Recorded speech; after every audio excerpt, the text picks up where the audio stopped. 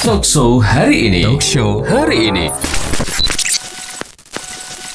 Kawan Gracia, penyakit jantung ini adalah kondisi ketika jantung kita tuh mengalami gangguan seperti itu ya.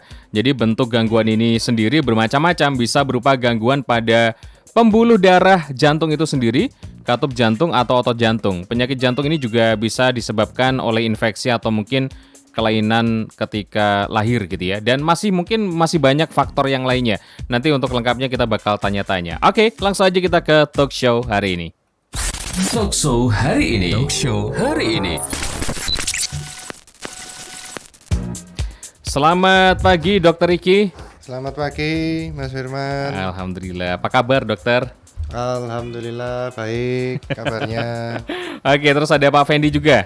Selamat pagi Pak Fendi, apa kabar pagi hari ini? Pagi, alhamdulillah baik Pak Firman. Semoga Pak Firman juga dalam kondisi baik-baik saja Pak Firman, alhamdulillah. Ya. Ada flu Pak Fendi? Oh enggak. aman. Aman ya. Oke. Alhamdulillah. Dan ini Malang sudah turunnya udah gitu ya. Udah level 1 sekarang ya. Alhamdulillah. Udah sip banget lah. Oke, hari ini Dokter Riki kita bakal ngomongin tentang seputar jantung gitu ya.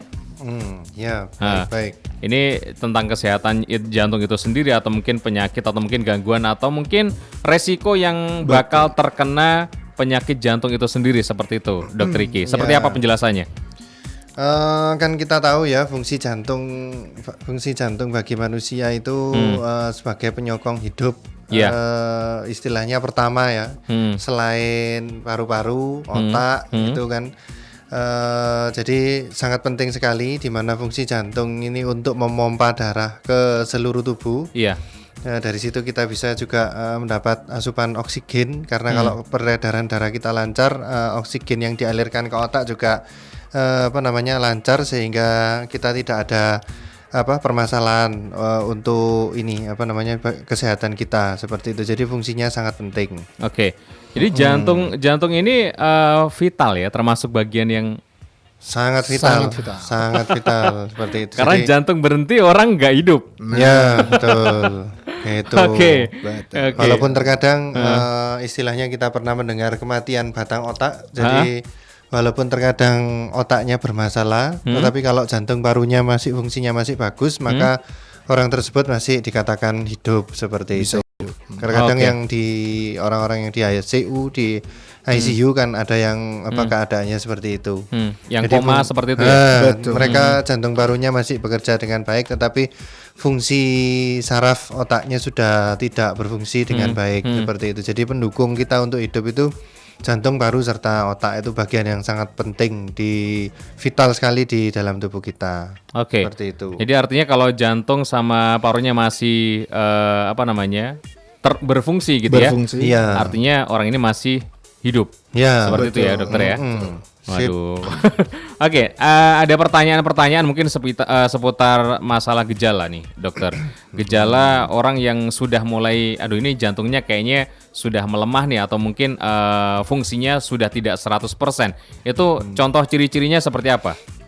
Ketika dia beraktivitas itu yang pertama adalah mudah lelah atau ya sering cepat lelah seperti itu. Ketika dia menaiki jalan yang agak tinggi atau meningkat seperti tangga, terus jalannya agak nanjak seperti itu, dia ngos-ngosannya luar biasa, beda seperti kita yang masih sehat seperti itu.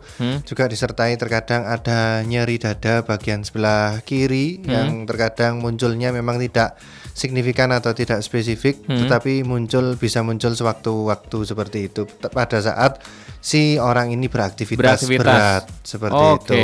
Ya. 3 ciri utamanya itu. Nah, kan orang yang fungsi ginjalnya juga menurun termasuk juga kan dokter. Artinya dia juga mudah lelah juga kan? Mudah lelah juga. Terus ketika buang air kecil, terkadang setiap buang air kecil disertai dengan busa.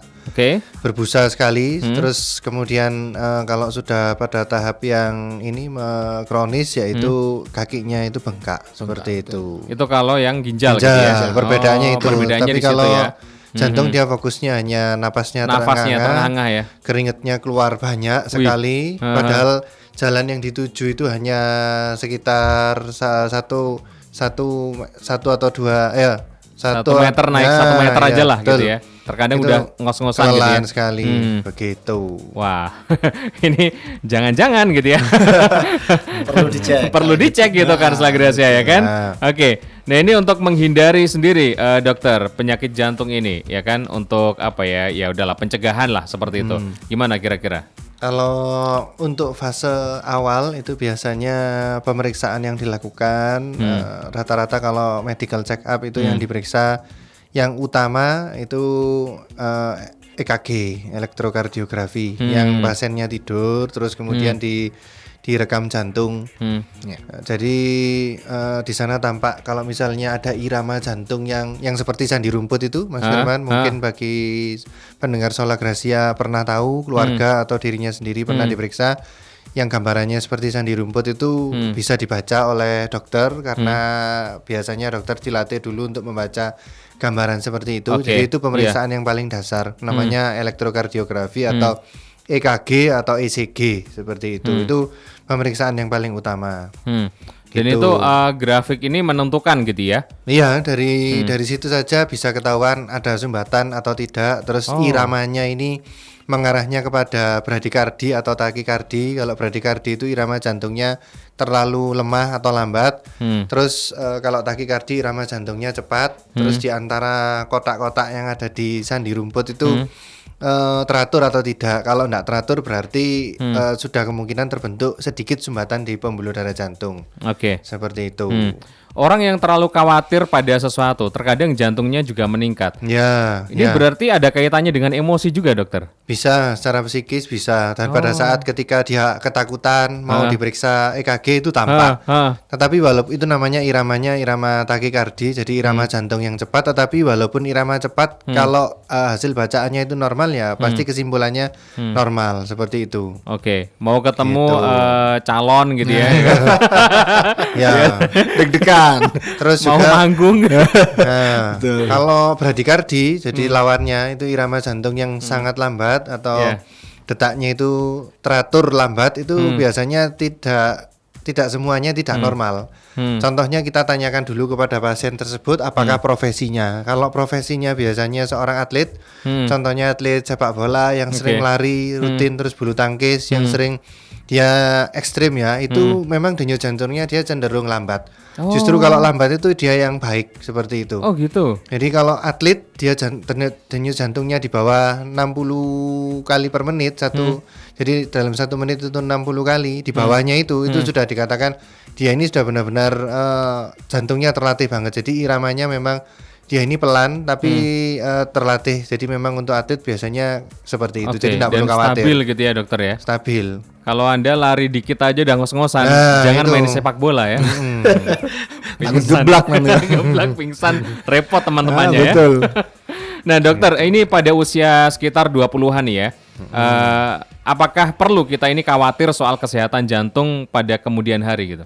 Bisa karena kan bisa disebabkan akibat dari Itu faktor masih muda kan itu di usia-usia itu. Betul. walaupun masih muda tetapi kalau misalnya dari pola makan yang ia makan itu Konsumsi. tidak yang ia konsumsi tidak teratur sehingga dia menyebabkan yang namanya berat badannya itu overweight atau obesitas. Di sana kan kalau orang kategori overweight atau obesitas kan pasti ada penumpukan lemak ya. Di mana kalau sudah ada penumpukan lemak itu pasti ada takutnya kerak di pembuluh darah, utamanya pembuluh darah jantung, yang kedua pembuluh darah di otak.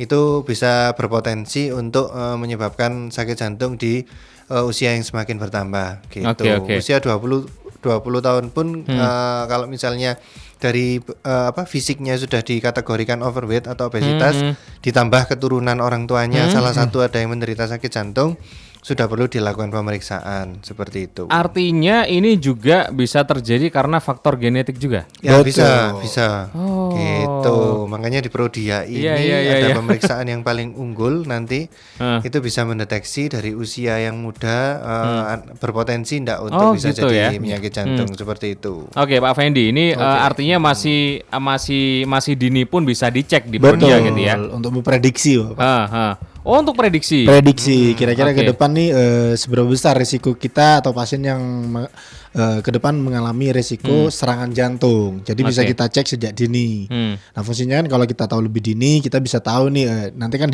kalau kita periksa di hasil nanti ada saran-sarannya seperti apa.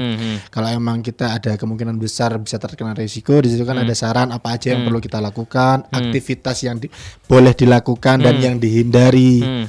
Terus makanan-makanan juga. Jadi lebih ke pola hidupnya sih, Pak.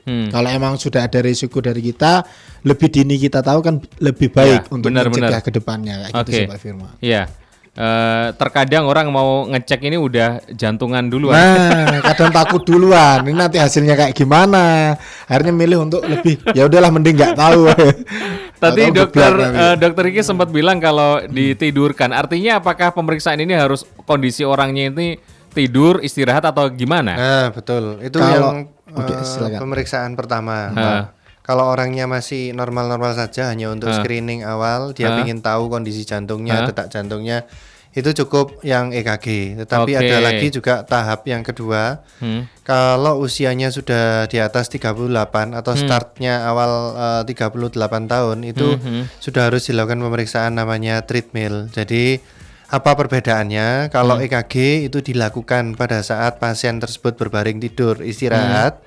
Kalau treadmill dilakukan pada saat pasien adalah beraktivitas, mulai dari start awal jalan, diam dulu, duduk di tensi, terus kondisi pasien ini resting, istilahnya istirahat, diem, terus kemudian dia jalan, terus kemudian dia berlari dan kembali lagi ke resting atau fase istirahat. Karena hampir 75% kejadian kematian akibat jantung pada saat si orang tersebut ketika beraktivitas, tiba-tiba pada saat Oke. menghadiri acara, pada saat bekerja di kantor, geblak kemudian sudah ndak Iya. balik budal seperti itu. Dan akhirnya orang mengatakan masuk angin ya. Angin duduk, Angin angin duduk. duduk. Itu sebenarnya keliru, nggak ada. Nggak ada angin duduk, nggak ada. Gitu, Pak. Aduh, ini pengetahuan banget ya Konselor Gracia ya kan. betul. Angin duduk, masuk angin gitu ya. Nah. Itu jantung ya dokter ya. Jantung, seperti itu. Dari Mas siapa tadi? Siapa tuh? Mas Arifin. Oke, dokter, saya ini berolahraga setiap hari dan mengontrol kadar kolesterol saya dengan baik ya. Mengapa saya tetap mengalami penyumbatan arteri jantung? Apa? Kontrol kolesterolnya apa sudah periksa di laboratorium atau di rumah sakit seperti itu ya? Oke, hah? Kalau misalnya olahraganya juga jenisnya apa seperti itu. Kalau memang olahraganya apa namanya kurang rutin atau memang kalau sudah rutin kenapa masih terjadi penyumbatan? Bisa akibat dari faktor memang mungkin dari dulunya ya istilahnya sudah terjadi pembentukan ini sumbatan lama istilahnya. Terus kemudian jadi sudah ada kerak yang terbentuk di pembuluh darah itu sudah terbentuk mulai dari lama sehingga walaupun sudah dilakukan olahraga rutin kalau memang apa ada istilahnya kerak di pembuluh darah itu apa namanya istilahnya ya kalau sudah olahraga sudah istilahnya bisa dari faktor genetik yang disebutkan tadi seperti itu. Jadi susah kalau misalnya tidak dideteksi secara detail seperti itu, Mas Dan Firman. apakah itu bisa diobati juga, dokter? Kalau diobati sih asal tidak parah, dilakukan pemeriksaan. Kalau sudah memang dinyatakan sumbatan di arteri itu diperiksa secara detail lewat namanya pemeriksaan ekokardiografi. Kalau memang sumbatannya tidak terlalu parah masih bisa diobati seperti itu. Dan dari faktor usia kalau memang usianya masih muda ya Iya, masih iya. bisa diobati seperti Oke. itu. Jadi masih muda pun bisa terkena loh Konselor Gracia gitu ya. Jadi ini bukan penting lagi, wajib dijaga gitu ya. Dan apakah penyakit jantung ini juga bisa memperparah orang yang terkena misalkan COVID gitu, dokter? Ya bisa kan salah satu penyakit komorbid gitu. Salah satu Jantung ini penyakit ya? komorbid kan jantung, riwayat jantung, hipertensi, diabetes. Itu 3 penyakit yang paling ada riwayat asma, ada riwayat penyakit paru sebelumnya. Itu faktor-faktor pemicu yang bisa memperparah kalau disertai dengan COVID, COVID-19 seperti itu. Ya. Nah, itu dia Konselor Gracia. Oke, pendeteksi dininya kayak tadi yang sudah disebutkan sama Dokter Iki gitu ya. Kalau misalkan ada jalan atau naik sedikit aja udah ngos-ngosan berarti sudah ada gangguan di situ ya. Ya. Nah, ini untuk mengurangi itu, dokter. Apakah orang ini harus diet atau mungkin harus bagaimana kira-kira kalau sudah seperti itu udah ada gangguan jantungnya kayak gitu? Yang utama kan memang istilahnya penyakit jantung ini tidak bisa diprediksi secara pasti, dan juga kalau misalnya tingkat parahnya itu sampai dia dikatakan dengan silent killer, karena sewaktu-waktu kalau kita memang tidak sadar ada penyakit ini, bisa berangkat sewaktu-waktu menghadap sang kuasa dari tidak melihat usia. Makanya penyakit ini sebenarnya lebih bahaya daripada virus corona, saya katakan. Silent killer ya. Tetapi kok yang diupload di masyarakat ini hanya virus corona seperti gitu itu. ya. Padahal masyarakat awam harus paham bahwa penyakit jantung ini adalah penyakit yang sangat berbahaya. Seperti itu kita bisa kehilangan orang yang kita sayangi dalam kurun waktu sesingkat mungkin seperti itu. Maka memang pola hidup sehat harus tetap dijaga seperti yang ditanyakan oleh tadi teman kita Arifin ya. Mas Arifin tersebut. Walaupun sudah dijaga tapi kok masih kelolosan, itu karena bisa dari faktor genetik, bisa terus dari faktor usia juga bisa, dan dari faktor pembentukan lemak yang lama yang sudah ada kerak di pembuluh darah jantung di usia muda seperti itu. Nah, cara screeningnya makanya itu Prodia mengeluarkan ini yang terbaru selain EKG dan treadmill, yaitu pemeriksaan yang terbaru namanya yaitu pulse cardiac marker. Pulse itu protein unstable lesion signature. Jadi dia bisa mendeteksi orang secara muda walaupun usianya muda berpotensi enggak untuk terjadi penyakit jantung. Ketika sudah melakukan pemeriksaan ini secara detail, dia bisa menjelaskan ada potensi mengarahnya ke sakit jantung atau tidak, seperti itu. Termasuk yang dulu ada alat yang ini nanti orang dicek secara keseluruhan, nanti ada risiko penyakit apa di kedepannya gitu. Oh ya, itu hampir mirip. Itu juga bisa ya lewat itu. Ini tapi yang versi jantung ini namanya versi jantung ya, khusus kalau jantung. Kalau yang kanker namanya si Aris. Itu. Oke.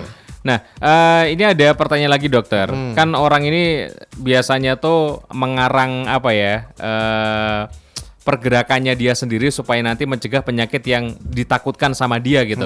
Diabetes artinya dia mengurangi gula gitu ya. Betul. Nah, dia ini penyakit jantung yang dia takutkan, dia ini diet vegan alias tidak makan daging gitu mungkin ya. Betul. Nah, ini bisa nggak sih dokter untuk mencegah itu sendiri? Bisa, enggak apa-apa, karena kan memang kalau vegetarian sama sekali tidak mengandung lemak ya seperti itu.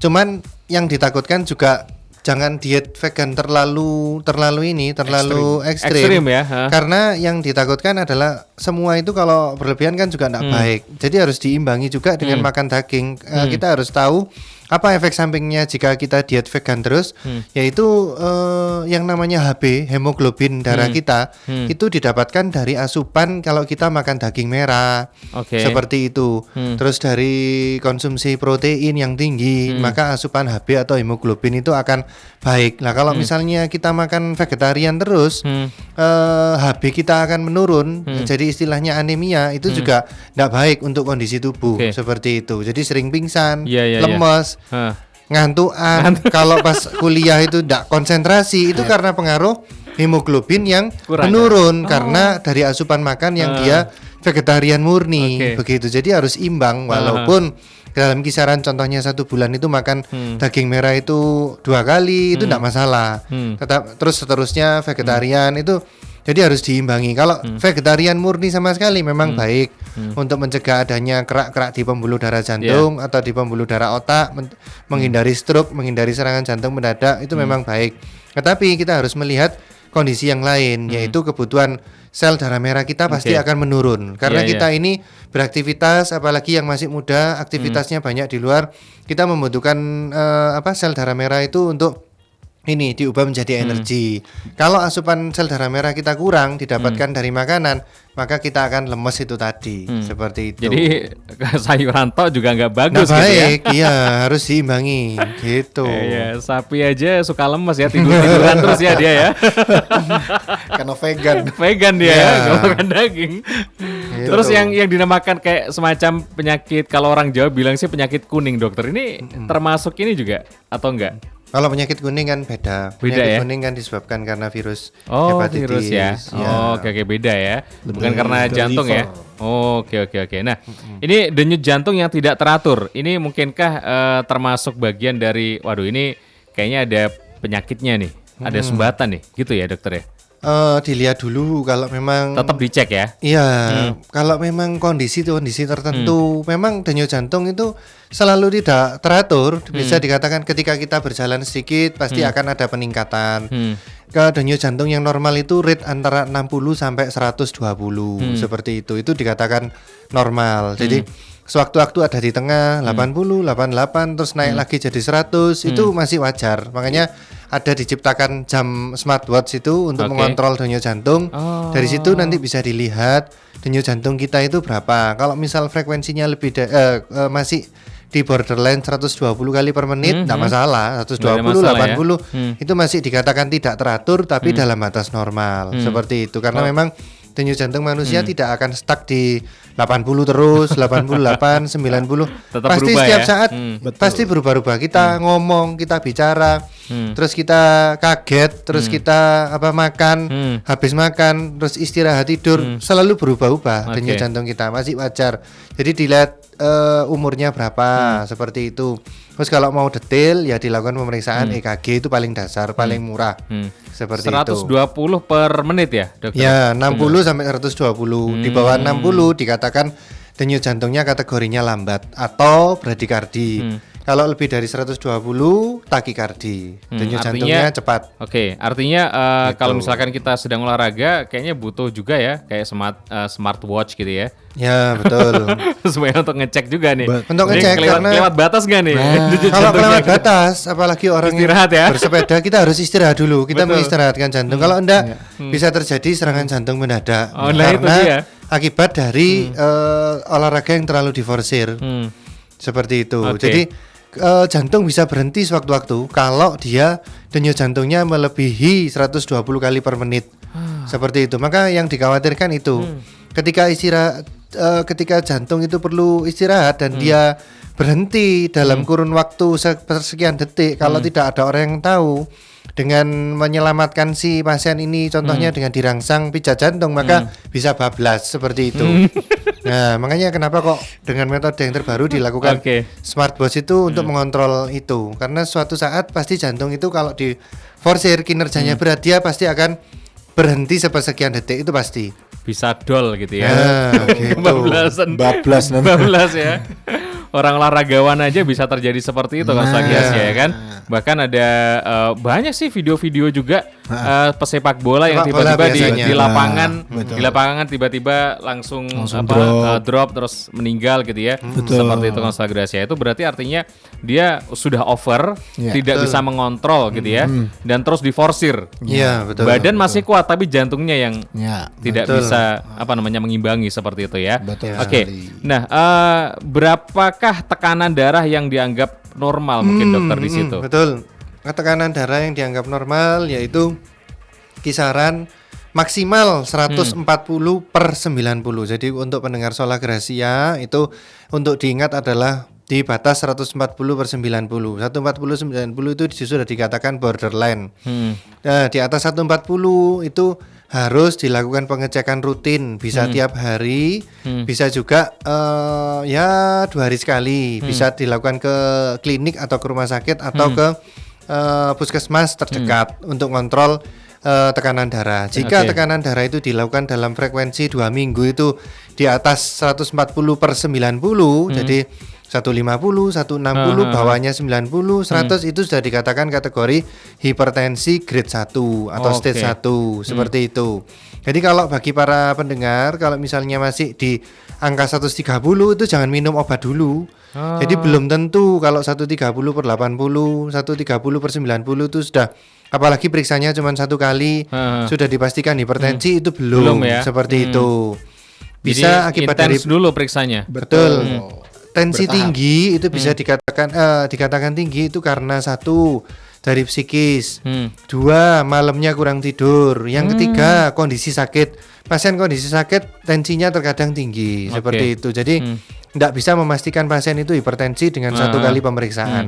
Nah itu. Begitu. Jadi bisa menyiapkan alat yang sangat sederhana mungkin di rumah ya. Ya. Yaitu apa namanya tensi digital Tetapi itu ya. tensi digital pun bagi para pendengar Sola Gracia harus selalu dikontrol baterainya. Ya, bener, yang bener. paling benar itu Bener, tensi yang manual karena tensi manual itu mengandalkan kuping atau telinga kita. Iya. Itu yang paling bagus. Jadi walaupun zaman modern kita harus kembali ke yang masa lalu untuk masalah tensi.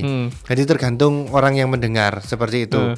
Kalau misalnya digital itu sering dipakai pun hasilnya tidak akurat. Contohnya pada saat kita akan melakukan vaksin COVID-19, vaksin corona, itu kan terkadang kita di vaskes atau fasilitas kesehatan ketika kita ditensi mau divaksin itu ada yang ngawur hasilnya.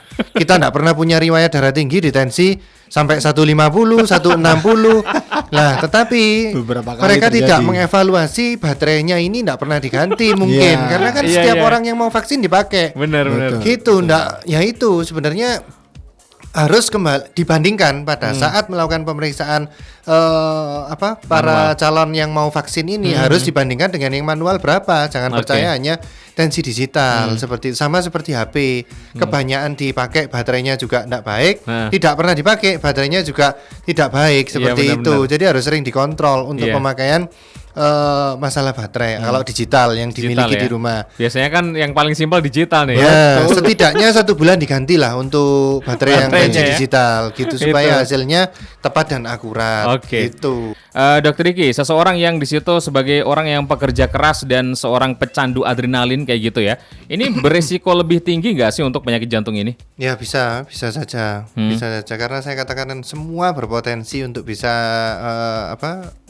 kena sakit atau serangan jantung ini seperti itu. Apalagi yang ini yang Mas Firman sebutkan itu Oke. seperti itu. Yang suka apa namanya olahraga yang ekstrim kayak gitu Betul. ya. Nah, ini pengobatannya sendiri Dokter Diki seperti apa sebenarnya? Kalau dari segi obat biasanya dilihat dulu problemnya di mana. Kalau misalnya dia ada sumbatan diberikan obat-obat pengencer darah. Kalau dia faktor pencetus utamanya adalah tekanan darah tinggi disertai dengan penurun tekanan darah tinggi obatnya. Simpel ya cukup 2 itu dulu seperti itu. Tapi kalau dari dokter umum biasanya diberikan itu, tetapi untuk terapi selanjutnya biasanya diarahkan ke SPJP. SPJP itu bukan spesialis jantung paru ya. Jadi kalau orang-orang awam, SPJP itu spesialis jantung dan pembuluh darah. Jadi dia itu kardiologis. Itu memang bidangnya orang-orang yang ada sumbatan di pembuluh darah, irama jantungnya tidak teratur, ada kelainan jantung bawaan seperti itu. Oke.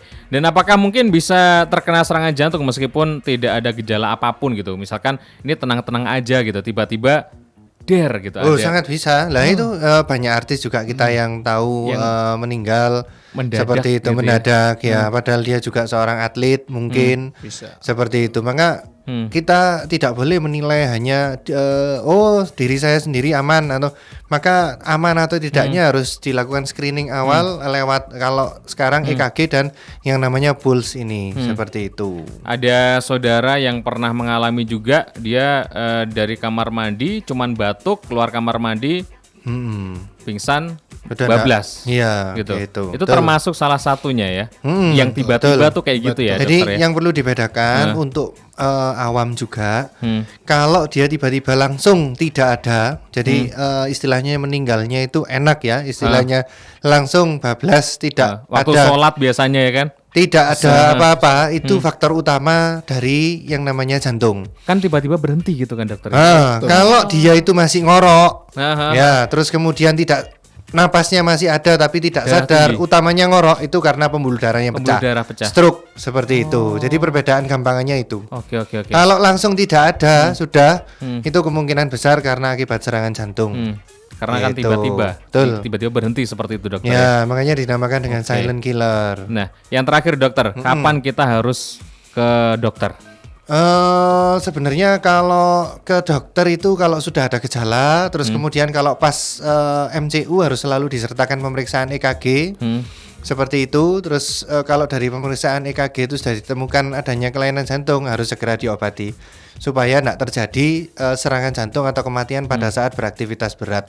Oke. Gitu. Sekarang Usianya tidak memandang usia, apalagi sudah memasuki usia pubertas 17 tahun ke atas.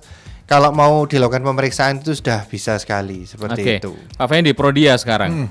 Di Prodia sendiri ini pemeriksaannya seperti apa? Terus setiap hari apakah dibuka untuk pemeriksaan khususnya untuk jantung ini atau bagaimana? Atau ada paket-paket khusus nih seperti itu?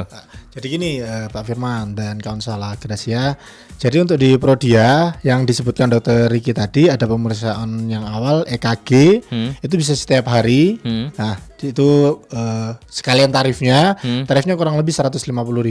Jadi ya bisa dibilang sangat terjangkau untuk prediksi awal kita tahu tentang kesehatan jantung kita seperti itu.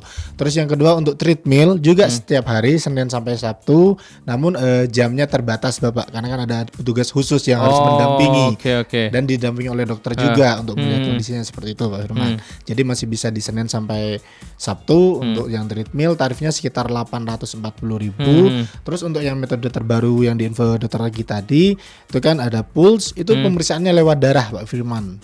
Jadi itu bisa Senin sampai hari Minggu. Minggu kan kita juga buka. Kenapa itu bisa? Karena kan pengambilan sampelnya dari darah bisa langsung dilakukan tanpa puasa, tanpa persiapan apapun. Jadi bisa langsung ke Prodia, daftar mau periksa pulse kayak gitu. Nanti langsung diambil darah. Hasilnya kalau yang pulse ini kurang lebih 3 sampai 4 minggu. Kenapa lama? Karena memang ini pemeriksaan khusus karena untuk spesifik ke area jantung kayak gitu sih Pak Firman. Dan detail gitu ya. Betul, sangat. Hasilnya pun juga detail gitu ya. Betul. Nanti kan diterangkan juga kan sama dokternya, jangan sampai cuma kertas doang yang diterima gitu. Nanti bisa sekalian konsul Bapak. Jadi kalau cuma baca, kadang kita nggak ngerti juga. Ini apa? Tetap butuh penjelasan. Nanti konsulnya bisa dengan dokter yang di sebelah saya, Dokter Riki. Jamnya jam 8 sampai jam Sabtu. Jam 1 siang gitu. Jangan lupa juga kan setelah Gracia yang online juga ada gitu ya. Kalau Anda pengen tanya-tanya gitu ya, di aplikasinya di Prodia Mobile gitu ya. Live chat jangan lupa. Live chat ya. Live chatnya dengan Dokter Riki itu jam 3 sampai jam 5 sore. Senin sampai Sabtu. Senin sampai Sabtu. Dokter Riki apa kabar gitu? Udah sarapan belum gitu ya? Langsung dengan Dokter Riki yang balas itu, Pak. Oke, terima kasih Dokter Riki, terima kasih juga Pak Fendi. Terima kasih Pak Firman. Sudah hadir Mas Firman. Amin, semoga aja kita semuanya sehat-sehat. Amin. Dan kondisi Malang Raya juga semakin baik gitu ya. Siap. Amin. Dan COVID semakin hilang. Amin. Amin. Oke, kalau setelah Gracia kita berdika pamit. Semoga kita semuanya sehat-sehat. Salam sehat untuk kita semuanya gitu ya. 982 setelah Gracia FM, hits musik terbaik. Talkshow hari ini.